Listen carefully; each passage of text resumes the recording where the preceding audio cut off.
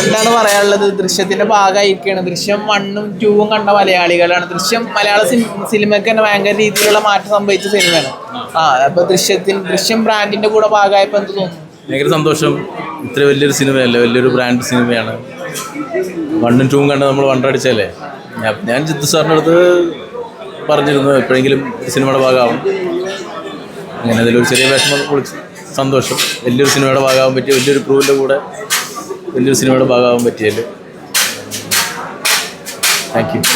അല്ല, ഇത് ആദ്യം കോൾ വന്നപ്പോൾ റിയാക്ഷൻ എന്തായിരുന്നു ദൃശ്യത്തിന്റെ കൂടെ? അല്ല, ഞാൻ ജിത്തു സാറിൻ്റെ അടുത്ത് 2-3 പ്രാവശ്യമായിട്ട് ദൃശ്യം 3ൽ അഭിനയിക്കണമെന്നല്ല, ജിത്തു സാറിൻ്റെ ഒരു പടത്തിൽ എപ്പോഴെങ്കിലും വേഷം കിട്ടുവാണെങ്കിൽ സന്തോഷം എന്നുള്ള രീതിയിൽ പറഞ്ഞിരുന്നു. അപ്പം വിളിച്ചപ്പോൾ അതിങ്ങനെ ഒരു സിനിമ ആയതിൽ ഭയങ്കര സന്തോഷം, ഭയങ്കര ഹാപ്പി. ആദ്യ ഷോ കഴിഞ്ഞിട്ട് ഭയങ്കര ഗംഭീര റെസ്പോൺസാണ് ഓവറോൾ കേരളം വന്നത്. ഞാൻ വന്നപ്പോൾ ലേറ്റായി. ആദ്യ ഷോ ആളുകൾ കണ്ട് കഴിഞ്ഞിറങ്ങുമ്പോഴാണ് ഞാൻ വന്നത്. അപ്പോൾ കുറേ കാലത്തിന് ശേഷം ഇങ്ങനെ ഒരു ഓളം കാണുകയാണ് തിയേറ്ററിൽ അല്ലേ. ഭയങ്കര സന്തോഷം. ഇന്ന് ലാലേട്ടൻ്റെ ബർത്ത്ഡേ ആയിരുന്നു, വിശ്വാസമൊക്കെ അറിയിച്ചിട്ടുണ്ടായിരുന്നു? തീർച്ചയായിട്ടും.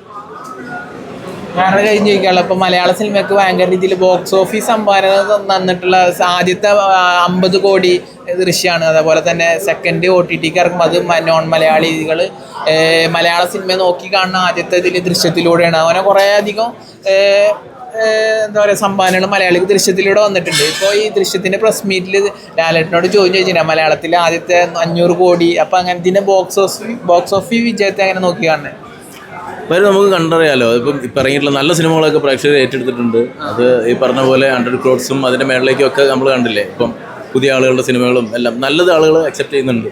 അപ്പം നമുക്ക് കാത്തിരുന്ന് കാണാം. ഇതും അതിക്കും മേലെ ആവട്ടെ.